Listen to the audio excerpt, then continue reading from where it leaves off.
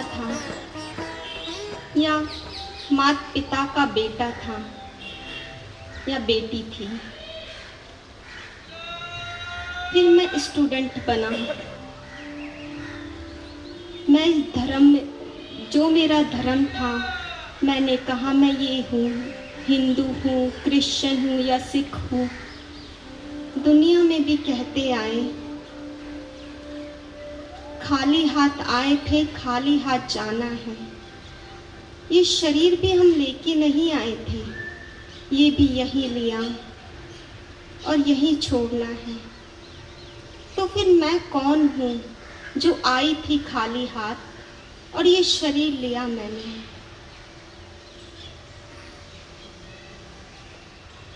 वो मैं है आत्मा, जिसको हम प्राण भी कहते हैं। इस मैं का अनुभव करें कि मैं एक एनर्जी हूँ, एक ऐसी सत्ता हूँ जो इस शरीर को चलाती है। अब उससे जुड़ना है, सब कुछ करना है, संबंध भी निभाने हैं, व्यापार भी करना है, परिवार भी संभालना है, लेकिन उस मेरे से जुड़कर सभी आंखें बंद कर लेंगे और उस मेरे को देखेंगे।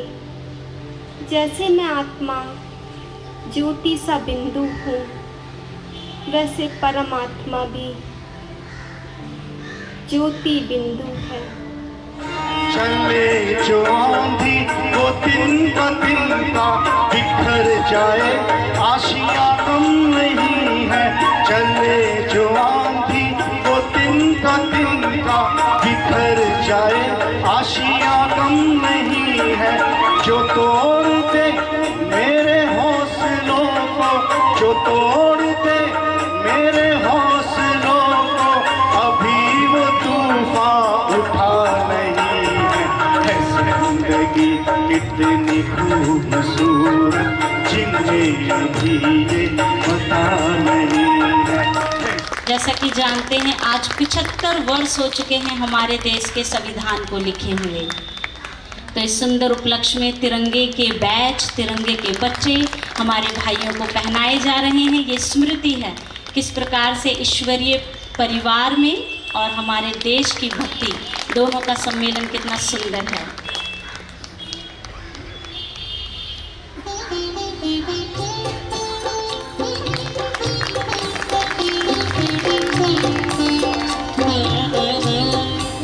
भाई जी, इस संस्था का सदस्य बनने के लिए क्या करना पड़ता है और इस संस्था में सम्मिलित होने के फायदे क्या हैं? आदरणीय सुभाष भाई जी।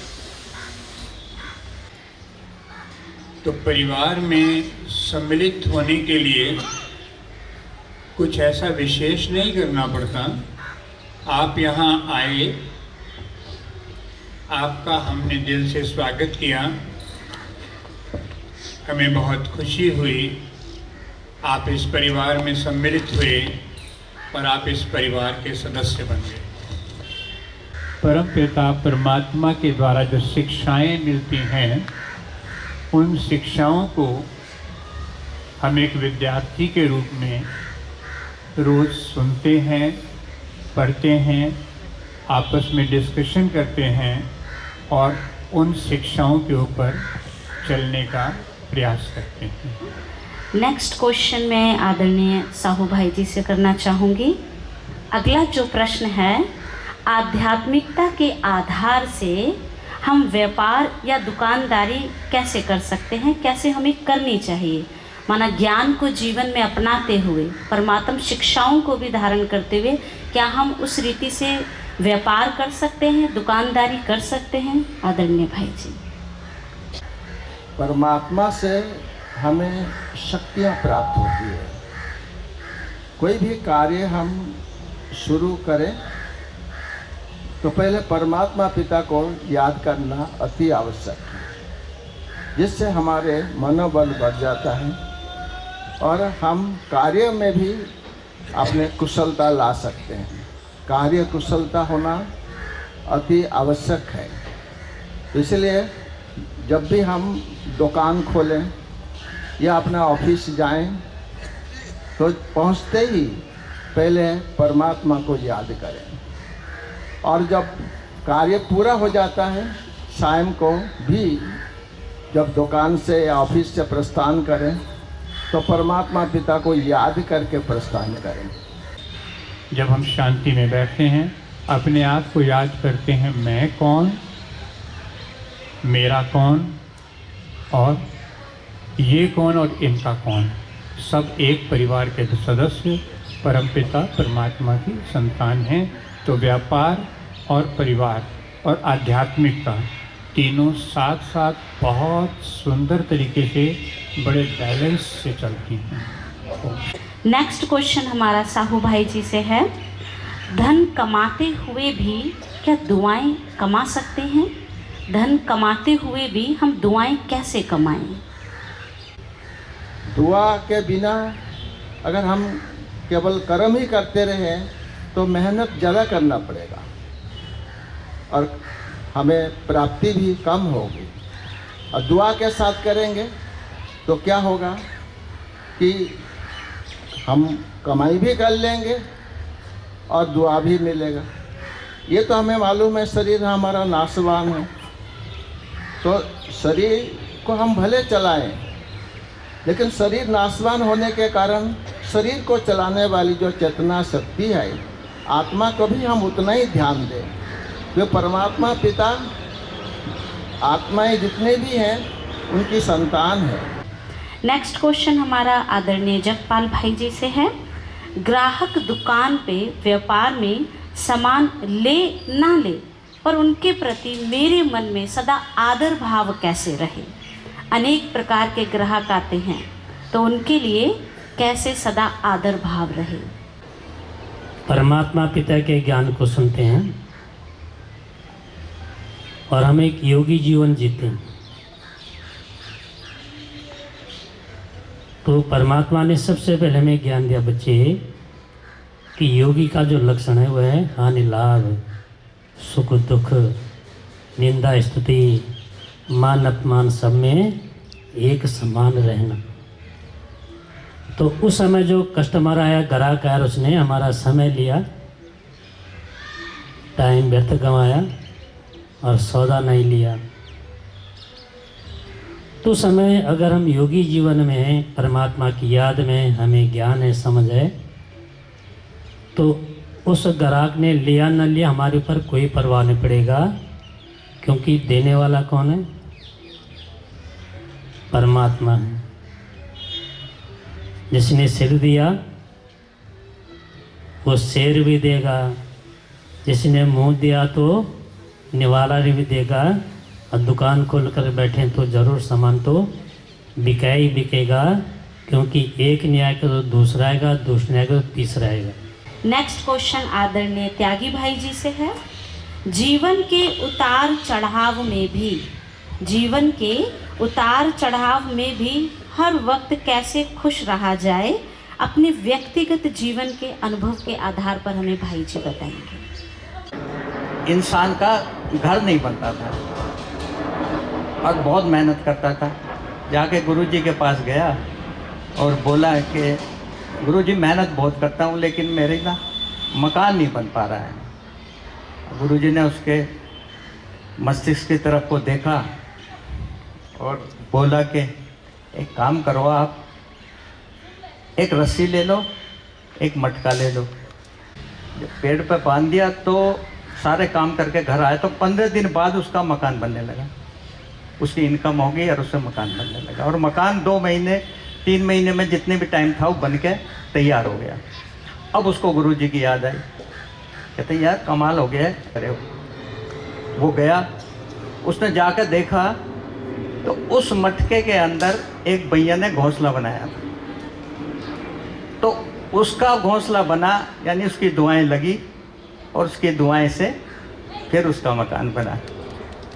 तो होता क्या है कि हम भी ज़िंदगी में अनुभव तो काफ़ी है, सुनाओगे तो काफ़ी टाइम हो जाएगा, इतना ही काफ़ी है कि हम भी अगर आप कोई काम करें ना ज़िंदगी में उतार चढ़ाव है तो थोड़ा से दुआएं ज़रूर ले लें किसी। नेक्स्ट क्वेश्चन सुभाष भाई जी से है। भाई जी सब कहते हैं कि धर्मार्थ या दान पुण्य करना चाहिए, उसका हम किस प्रकार से हिसाब रखें, क्या हिसाब रखना चाहिए? दान कहते हैं उसको जो एक हाथ से करे और दूसरे को भी पता ना लगे, तो उसका हिसाब रखने वाली तो बात ही नहीं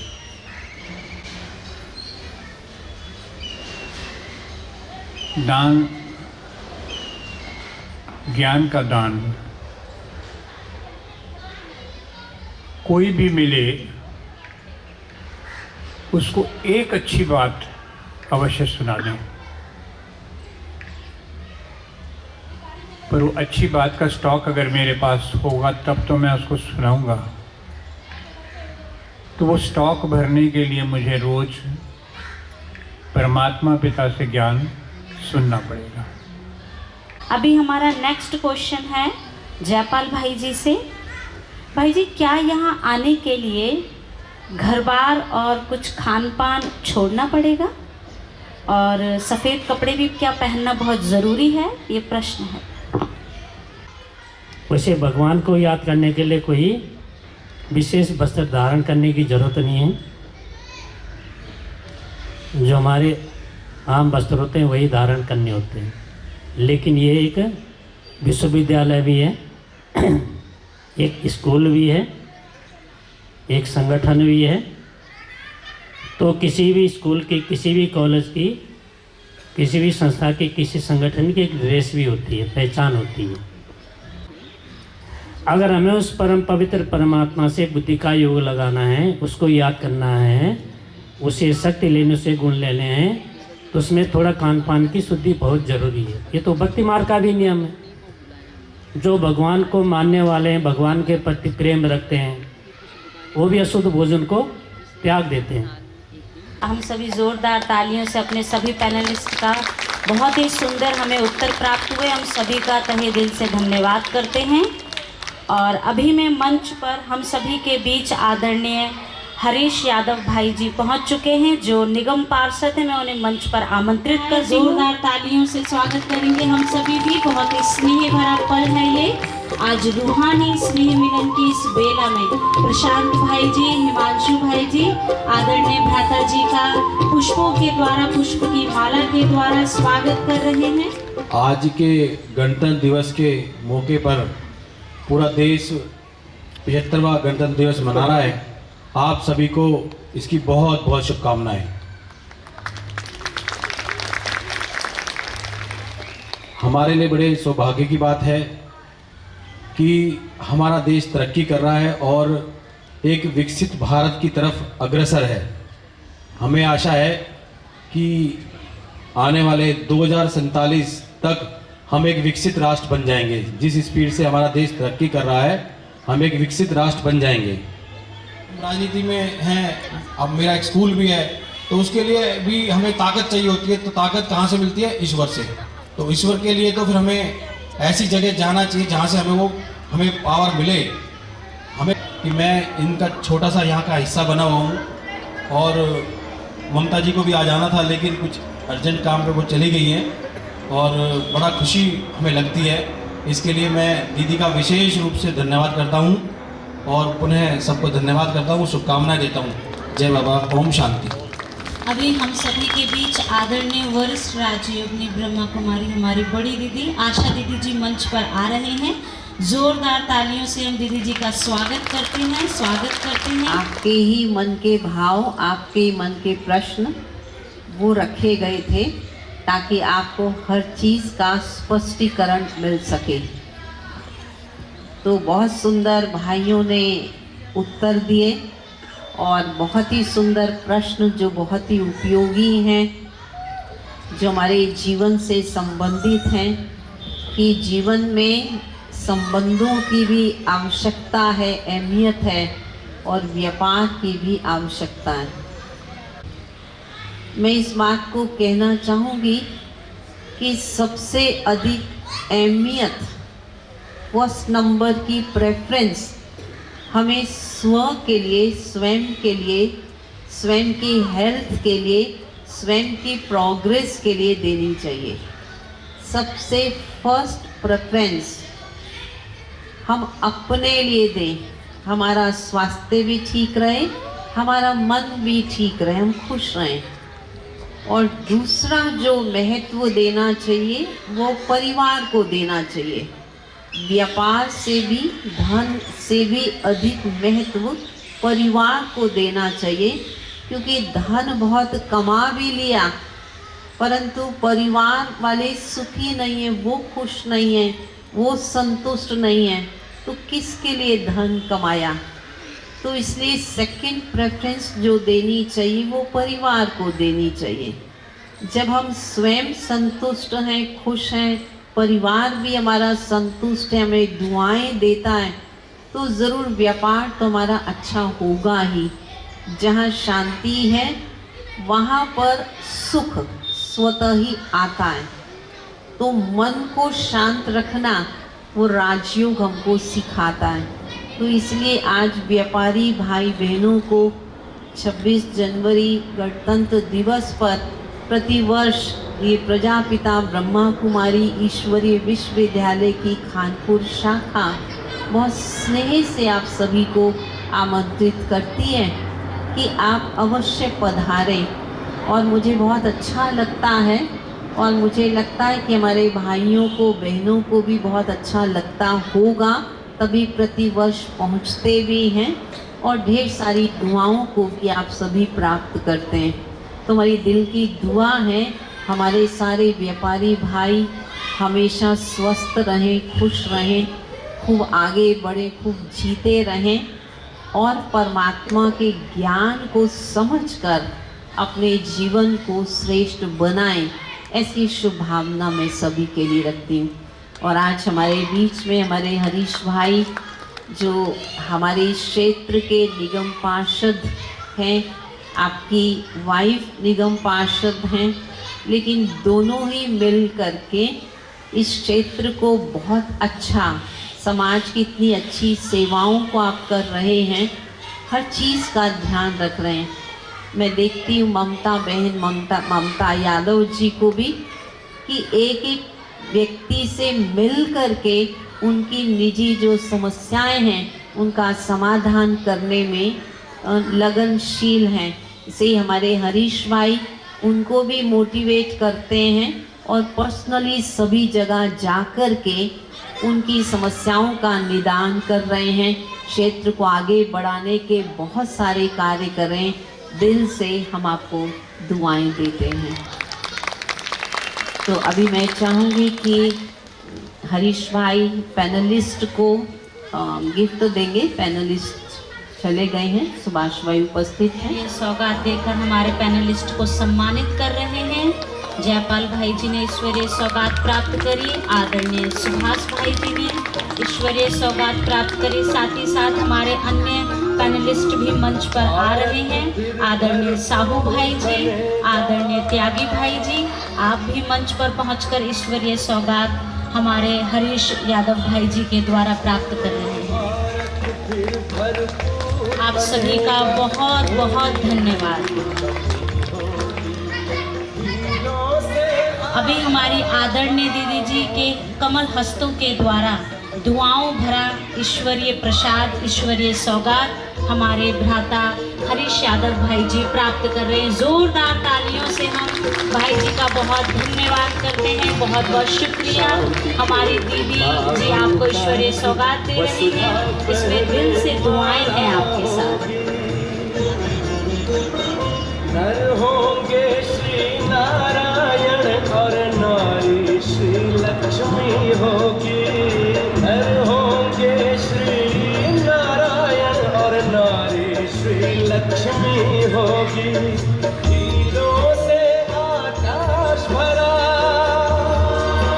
मोती से भरी जमीन होगी। तेरी याद में जीते हैं बाबा, तेरी याद का अमृत पीते हैं। हर दिल से हमारा नाता है।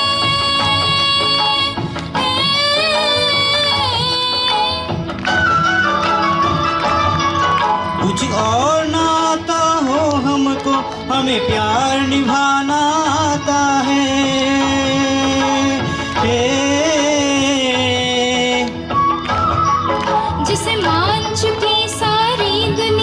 इस मंच की सारी दुनिया में बात वही दोहराता हूँ। भारत का रहने वाला हूँ, भारत की बात सुनाता हूँ। ऐ प्रिय जहाँ की सदा सबसे प्यार से चलना सीखो जी। दुनिया में सबसे प्यार से चलना सीखो जी।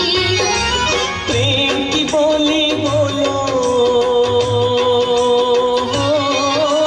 प्रेम की बोली बोलो, प्रेम से रहना सीखो जी। दुनिया में सबसे प्यार से चलना सीखो जी।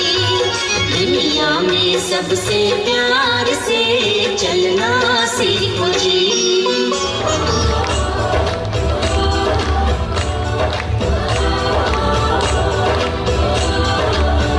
यहाँ हर कदम कदम पे धरती बदले रंग, यहाँ की बोली में रंगोली सात रंग।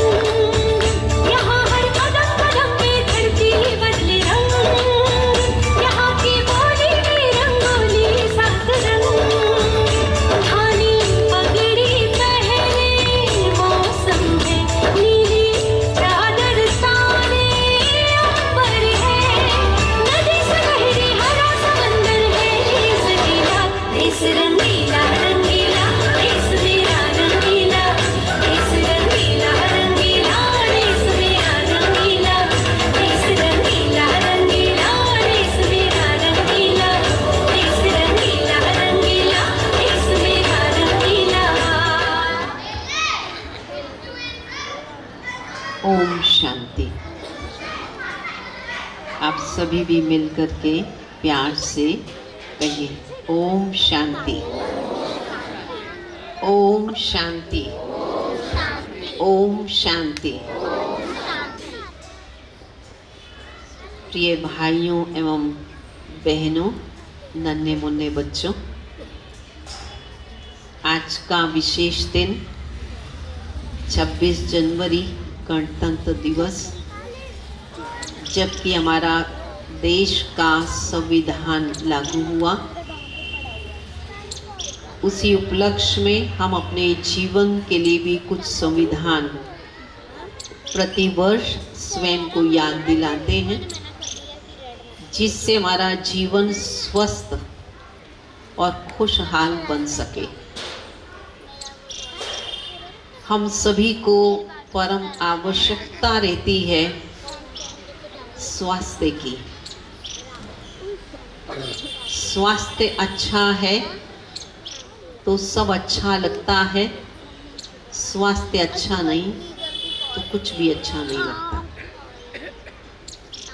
तो स्वास्थ्य का अच्छा होना वह भी आवश्यक है, और जहाँ ये अच्छा है तो खुशी हमें मिलती है, परंतु दोनों का आपस में बहुत गहरा संबंध है। तन ठीक है तो मन खुश है, और मन खुश है तो तन ठीक रहता है। मन यदि खुश है तो तन ठीक रहता है। इसलिए आज के इस विषय को हम सभी गहराई से समझने की कोशिश करेंगे। कुछ ऐसे टिप्स आपको मिलेंगे जिससे आप अपने आप को स्वस्थ और खुश रख सकें। हम ये जानते हैं कि आज की दुनिया में जो अनेकों प्रकार के मानसिक रोग हैं, उन मानसिक रोगों के कारण से तन के रोग हैं।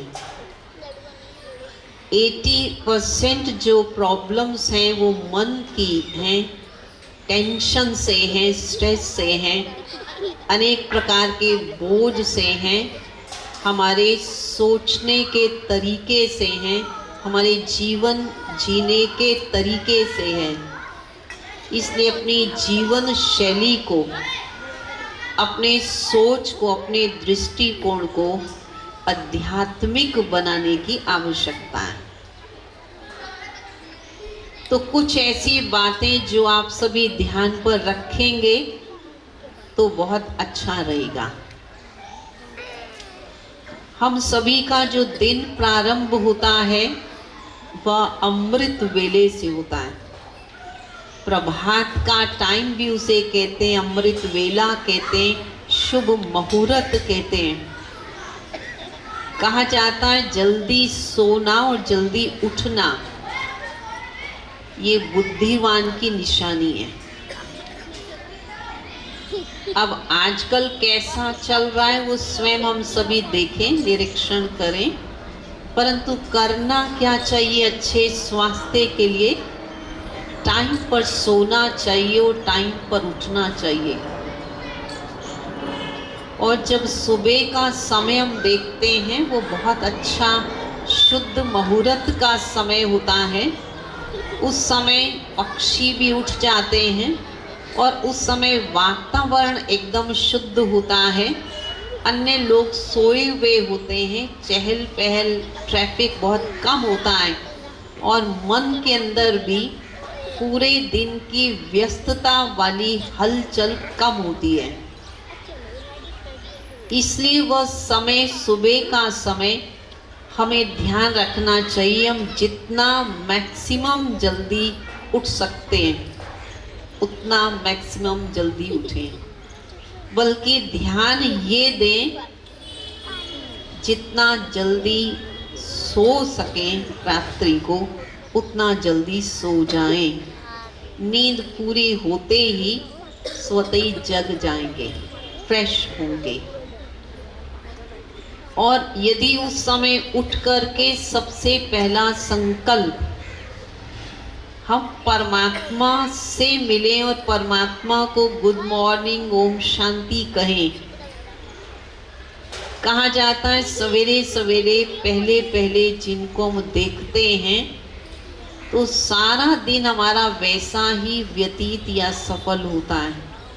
सवेरे सवेरे यदि भगवान से मिलन मना लेंगे, भगवान से शक्तियों को प्राप्त कर लेंगे, प्यार को प्राप्त कर लेंगे, तो हम स्वयं भरपूर रहेंगे और स्वयं भरपूर रहें तो दूसरों को सहज दे पाएंगे।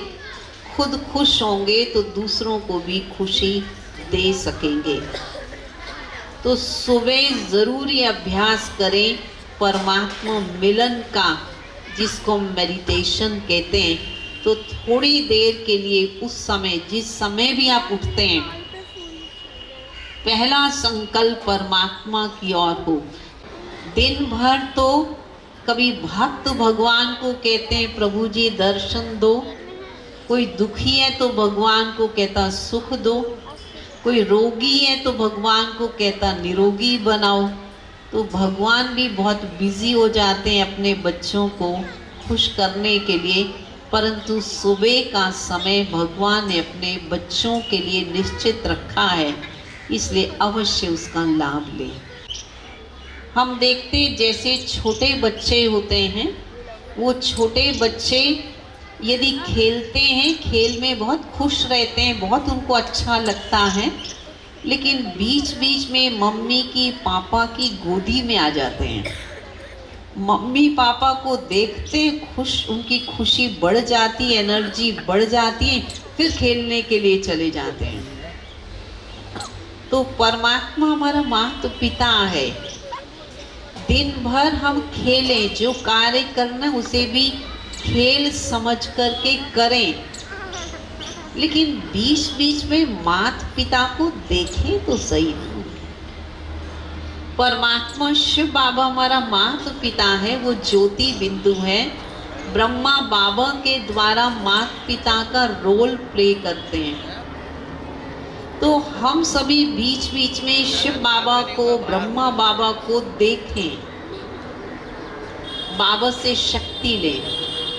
अभी 1 घंटा निश्चित भी भले नहीं कर सकते हैं, पता नहीं लगता समय का, लेकिन फिर भी कोशिश कर लें पूरे दिन में यदि हम 5-7 बार भी बुद्धि को इस दुनिया से दूर, हम ब्रह्मलोक की ओर ले जाएं। अब आप सोचेंगे ब्रह्मलोक कैसे जाएंगे हम?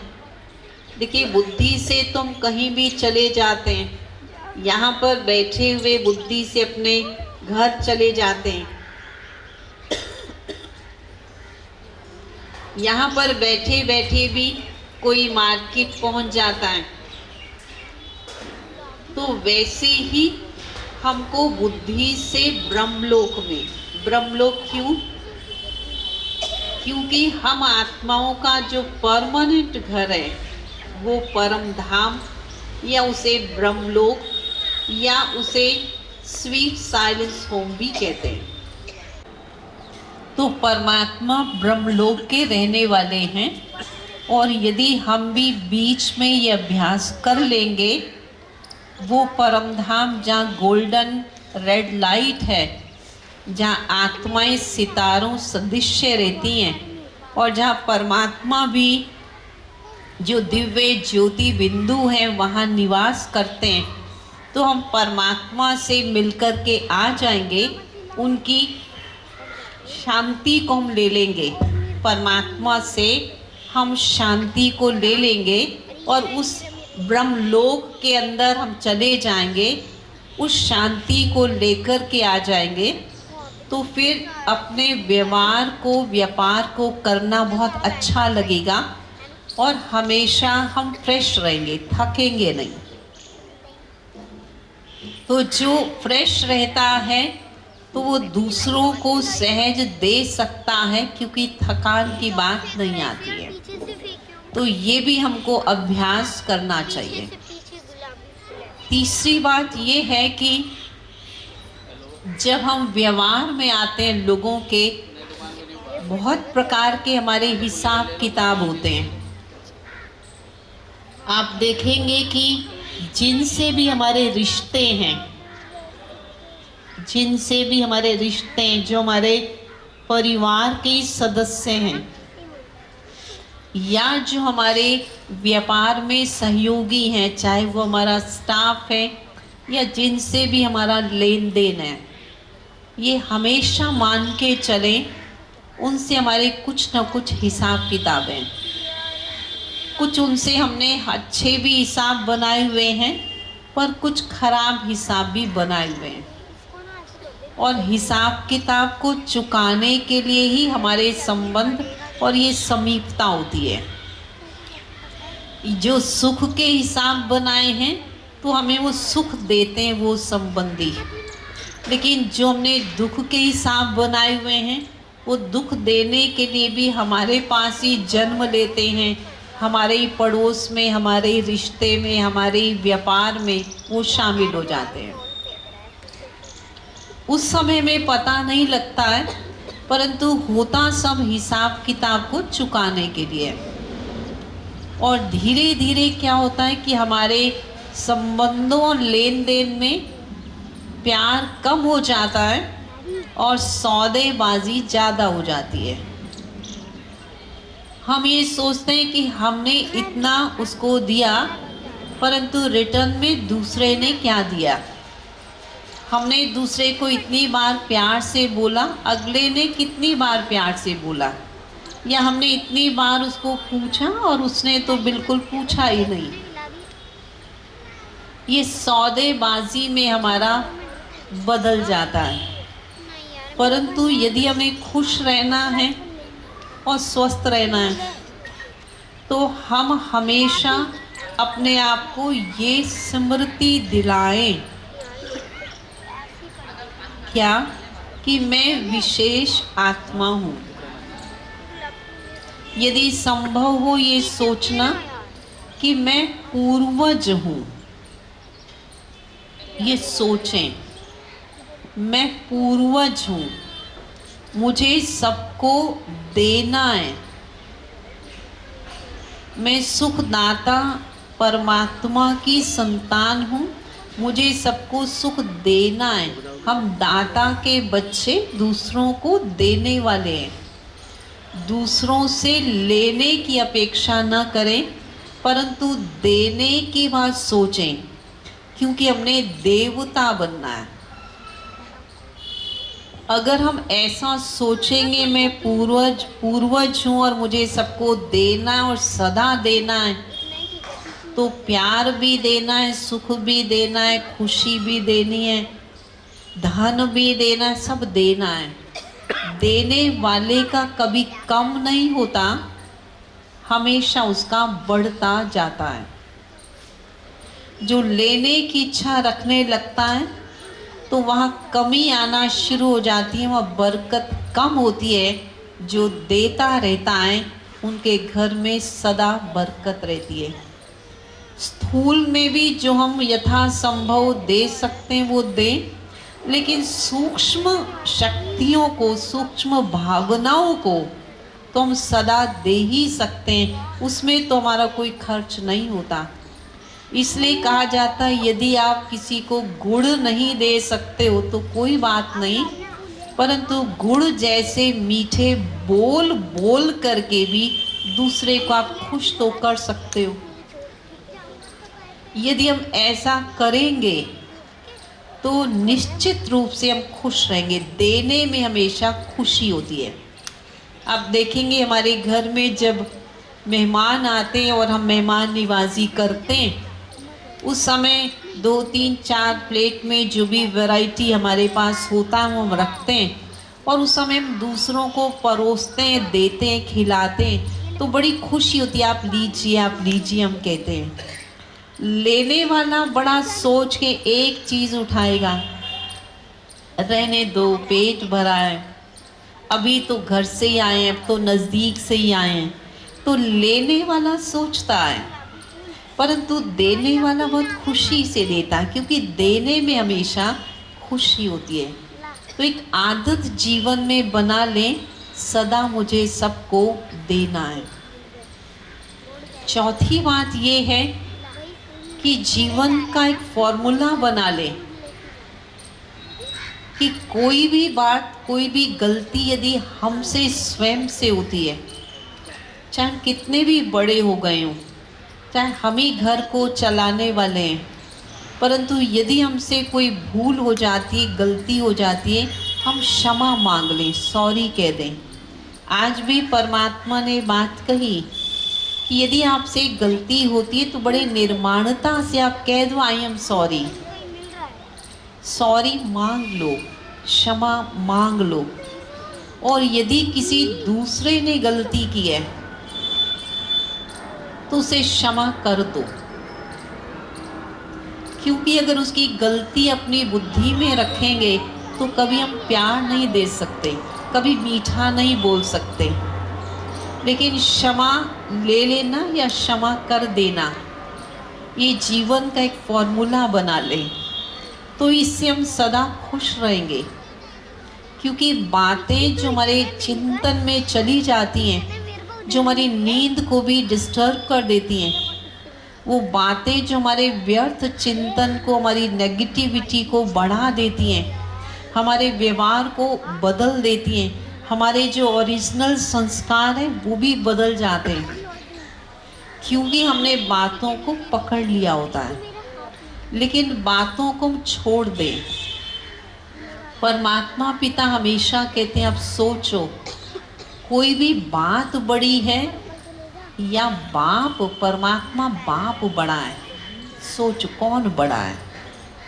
परमात्मा बाप हमको मिला है, हम उसके बच्चे हैं, तो हम बातों को नहीं पकड़ें। और कभी भी बातों को यदि लास्टिक की तरह खींचेंगे तो खिंचती चली आएंगी, पर जब लास्टिक छूटता है, आप देखेंगे लास्टिक को जब बहुत तेज़ी से खींचते हैं और फिर छूटता है, और जिसको लगता है बहुत तकलीफ़ देता है। अगर बातों को लास्टिक की तरह हम पकड़ेंगे और अचानक से ठोकर लगने के बाद छोड़ेंगे तो तकलीफ़ होगी। इसलिए उन्हें लास्टिक की तरह खींचे ही नहीं। ठीक हो गई बात, फिनिश, फुल स्टॉप लगाएं, आगे बढ़ जाएं। समझे हमारा हिसाब किताब चुकतू हुआ, और जब हिसाब किताब चुकतू होता है तो कुछ देने के बाद ही हिसाब चुकतू होता है, बिना दिए तो हिसाब चुकतू नहीं हुआ करते। तो अगर कुछ दे कर के भी घर की शांति बनी रहती है। झुक कर के त्याग करने से, चुप रहने से भी घर की शांति बनी रहती है, तो भी अच्छा है। भक्ति में तो हमने ये कहा, शीश दिए जो गुरु मिले तो भी सस्ता जान। अगर शीश देकर भी भगवान गुरु मिल जाए तो भी उसको सस्ता समझो। अगर आपके चुप रहने से, आपके झुक जाने से भी घर की शांति रहती है, परिवार वाले खुश रहते हैं, तो अच्छी बात है, उसको भी सस्ता समझो। कम से कम परिवार इकट्ठा तो है। नहीं तो आज की दुनिया में तो देरी नहीं लगती घर बिखरने में। थोड़ी सी बात व्यक्ति ज़ोर से कहता है, सहनशीलता को नहीं अपनाता है, तो बस बच्चे, अपने ही घर के बच्चे बिस्तर बोरी उठाते हैं और चले जाते हैं। एक घर से 2 घर बन जाते हैं। टेंशन बढ़ता है, कम तो नहीं होता। और जहाँ टेंशन बढ़ गया, भले धन कितना भी कमा लिया, परंतु सुख या खुशी वो तो जीवन में नहीं रही। तो इसलिए अपनी शक्ति को बढ़ाएं, अपनी सहनशीलता को भी बढ़ाएं, क्षमा करने की आदत बनाएं, बातों को छोड़ने की, लेट गो करने की आदत बनाएं। ठीक हो गया, हिसाब खत्म। ऐसी आदत जब बनाएंगे तो जीवन में बड़ा ही हमको सुकून मिलेगा। फिर उसके साथ हमको एक आदत ये भी बनानी चाहिए कि हम सबके गुणों को देखें। जैसे हम ये सोचते हैं कि आज हमें क्वालिटी की चीज़ें पसंद आती हैं, चाहे हम वस्त्र खरीदते हैं, मकान लेते हैं, कोई भी चीज़ हमको चाहिए तो हम सोचते हैं अच्छी क्वालिटी की ले, ब्रांडेड ले लें, एक ही बार ले लें। सब चीज़ें हमको अच्छी चाहिए, परंतु दूसरों को अच्छी नज़र से देखने की बात वो भूल जाते हैं। दूसरे की भी क्वालिटी को देखें, दूसरे के भी गुणों को देखें। गुण देखने की यदि आदत होगी तो हमारे गुण बढ़ते जाएंगे, हमारा जीवन गुणों का गुलदस्ता बन जाएगा। और यदि कूड़े को इकट्ठा करने लगेंगे, एक एक के अवगुण देखने लगेंगे, तो हमारा अपना जीवन ही डस्टबिन बन जाएगा। डस्टबिन कहते ही परेशानी हो जाती है, और गार्डन या फूलों का गुलदस्ता कहने में बड़ा सुकून, बड़ी खुशी मिलती है। तो परमात्मा पिता ये कहते हैं कि पर मत पर दर्शन, पर मत पर दर्शन करना छोड़ दो। क्या करो? स्वचिंतन उन्नति की सीढ़ी है और पर दर्शन पतन की जड़ है, ये हमेशा याद रखो। और सबके गुण देखोगे तो खुशी अपना मिलेगी, क्योंकि सब अच्छे लगेंगे। सारी चीज़ अच्छी, जो अच्छी चीज़ हमारे पास आती है तो खुशी देती है। अच्छे कपड़े भी पहन लेते हैं तो आप देखिए कितने खुश हो जाते हैं।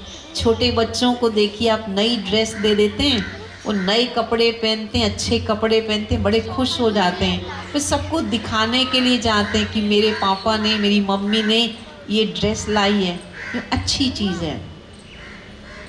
तो वैसे ही अगर अच्छे गुण सबके देखेंगे तो फिर हमें खुद को बहुत अच्छा लगेगा। एक बार क्या हुआ कि एक व्यक्ति ने 2 बच्चों को बुलाया और उन दोनों बच्चों को फूलों की बास्केट, टोकरी दे दी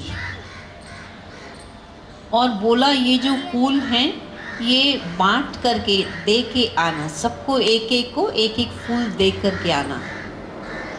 पर फूल किसको देना? जो मुस्कुराते हुए व्यक्ति हो ना, उनको फूल देना।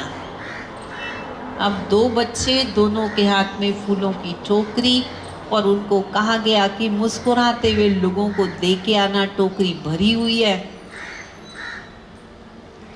पर मुस्कुराते हुए लोग दिखाई नहीं दे रहे। किसको देख के आए? एक बच्चा तो पूरे हॉल में सब चक्कर लगाता है, अनेकों स्थानों पर जाता है, परंतु उसे मुस्कुराते हुए लोग दिखाई नहीं देते। वो खुद ही एकदम सीरियस हो जाता है, निराश हो जाता है, वापस लौट आता है और टोकरी फेंक देता है कि एक भी तो व्यक्ति मिला ही नहीं जो मुस्कुराता हुआ, जो मैं देख के आता। दूसरा जो बच्चा था उसके पास भी वही प्रॉब्लम थी, उसे भी कोई दिखाई नहीं दे रहा था, लोग तो वही थे, परंतु उसने कुछ सोचा। बच्चे ने उसने कहा ये हंस तो रहे नहीं, मुस्कुरा तो नहीं रहे, कुछ मैं करूं तो मुस्कुराए। तो बच्चे ने क्या किया, एक फूल निकाला और भाई जी के आगे पहुंच गया। ठीक है, वो आया और मुस्कुराने लगा। बच्चा आया, फूल लिया, मुस्कुराने लगा और देखने लगा। तो जैसे ही बच्चे को मुस्कुराता हुआ और खिला हुआ फूल लाता हुआ और आपको बड़े प्यार से दे रहा है, एकदम आप भी तुरंत मुस्कुराने लगे और आपने फूल ले लिया, परंतु अब मुस्कुराए तब उसने फूल दिया। परंतु कब मुस्कुराए? जब बच्चा मुस्कुराया। तो उस बच्चे को फॉर्मूला समझ में आ गया कि मुझे पहले मुस्कुराना है, तब वो दूसरा मुस्कुराएगा। तो वो एक एक व्यक्ति के पास गया, मुस्कुराते हुए उसने दिया, खेलते खेलते हंसते हंसते सबको हंसा दिया और सबको फूल दे दिए। तो हमने क्या समझना है कि हम ये जो सोचते हैं कि दूसरे हमें खुशी देंगे, कोई अच्छी बात सुनाएंगे तो हम खुश होंगे। बिजनेस करते करते थक जाते हैं, सुबह से रात हो जाती है, घर में लौटते हैं, बड़ी उम्मीद के साथ जाते हैं कि परिवार में जो घर में बच्चे हैं, पत्नी है, माता पिता हैं, वो मुस्कुराते हुए मिलेंगे, वो थोड़ा सा हमें रिलैक्स करेंगे, थोड़ा सा अच्छे शब्द बोलेंगे। परंतु वो थका हुआ व्यक्ति जब घर पहुंचता है तो माँ कहती मेरी दवाई लाना भूल गया, इतनी देरी से आया और दवाई भी नहीं लाया। ठीक, अब वो जो पहले तकलीफ थी अब और बढ़ गई। फिर पत्नी कुछ और डिमांड, बच्चे कुछ और डिमांड, लेकिन कोई मुस्कुराने वाला नहीं, कोई पूछने वाला नहीं कि दिन भर में क्या हुआ। दोनों तरफ एक अपेक्षा है, दोनों तरफ एक मांग है, दोनों तरफ मांग है प्यार की। परिवार वाले कह रहे हैं कि आप ज़्यादा टाइम बिजनेस में रहते हो, हमारे लिए आपके पास टाइम ही नहीं है, हमारे लिए आपके पास कोई संडे नहीं, कोई 26 जनवरी नहीं, कुछ नहीं है आपके पास, क्या फ़ायदा कमाने का। और वो समझ रहे हैं, व्यक्ति खुद समझता है कि भाई मेरे को नहीं पूछते हैं, क्या फ़ायदा कमाने का। वास्तव में कमा रहे हैं, मेहनत कर रहे हैं एक दूसरे को प्यार और खुशी देने के लिए। परंतु हुआ क्या कि परिवार के सदस्यों ने आपके लिए बहुत बढ़िया पकवान बनाए थे। पत्नी सुबह से मेहनत कर रही थी, कभी गाजर का हलवा, कभी पूरी, कभी कुछ और बनाने में लगी थी, और आप आई लेट। कितनी बार वो हलवा गर्म हुआ, क्योंकि कह दिया गया मैं अभी आ रहा हूँ, बस अभी पहुँचा। एक बार गर्म, फिर दूसरी बार। अब आप अपेक्षा कर रहे हैं प्यार की, परंतु वहाँ सब बदल जाता है। हुआ क्या, जो छोटे बच्चे ने किया कि खुद पहले मुस्कुराया, फिर स्वतः ही दूसरा मुस्कुराने लगा। हम यदि परिवार का ध्यान रखेंगे तो परिवार हमारा ज़रूर ध्यान रखेगा और हम एक दूसरे को खुशी दे सकेंगे, बांट सकेंगे। और जहाँ हम खुश रहेंगे तो वहाँ हमारी हेल्थ बहुत अच्छी रहेगी। कहा जाता है मन चंगा तो कटौती में गंगा। तो सब कुछ अच्छा है तो मन को अच्छा रखने के लिए, मन को शक्तिशाली बनाने के लिए हम व्यर्थ की बातों को छोड़ दें, व्यर्थ सोचना छोड़ दें, धन कमाएं, परंतु धन से अधिक अहमियत परिवार को दो। क्योंकि कहा जाता है कि धन जो हम कमाते परिवार के लिए ही कमा रहे हैं, परंतु परिवार को यदि समय नहीं दिया तो उन्हें खुशी नहीं मिलती। तो इसलिए हम हर चीज़ का बैलेंस रखें। तो राजयोग हमको क्या सिखाता है? राजयोग सिखाता है कि हम अपने मन को शुद्ध संकल्पों में बिजी रखें, शुद्ध चिंतन में बिजी रखें, सबके लिए शुभ भावना रखें। कोई कैसा भी है परंतु सबके लिए शुभ भावना, सबका भला हो, सबका अच्छा हो, सब आगे बढ़ें, सब सुखी रहें, ये भावनाओं। ऐसी भावना से हम जब सबको देखेंगे तो निश्चित रूप से हमारी खुशी बढ़ती रहेगी। और स्वास्थ्य को अच्छा रखने के लिए ज़रूर एक नियम बनाएं। हमारे भाई बहुत बहुत बिजी रहते हैं, परंतु निवेदन करेंगे भाइयों से, क्योंकि हम चाहते हैं भाई हमारे जीते रहें। तो निवेदन ये है कि प्रतिदिन कम से कम एक दिन में 45 मिनट सैर ज़रूर करें। सैर करने की आदत बनाएं। थोड़ा सैर कर लें, थोड़ी एक्सरसाइज कर लें, हल्की फुल्की ही एक्सरसाइज कर लें, थोड़ा सा मेडिटेशन कर लें, सेंटर पर यहाँ पर बीच बीच में आएं। तो अगर इन सब चीज़ों को हम अपने जीवन का एक अंग बना लेते हैं, समावेश कर लेते हैं, तो हम सदा खुश रहते हैं, स्वास्थ्य भी अच्छा रहता है, अनेकों की दुआओं को हम प्राप्त करते हैं। इन्हीं शुभ भावनाओं के साथ आज आप सभी को पुनः गणतंत्र दिवस की और आज आप सबकी यहाँ पे उपस्थिति की बहुत बहुत बधाई हो, बधाई हो, बधाई हो। ओम शांति। बहुत बहुत धन्यवाद आदरणीय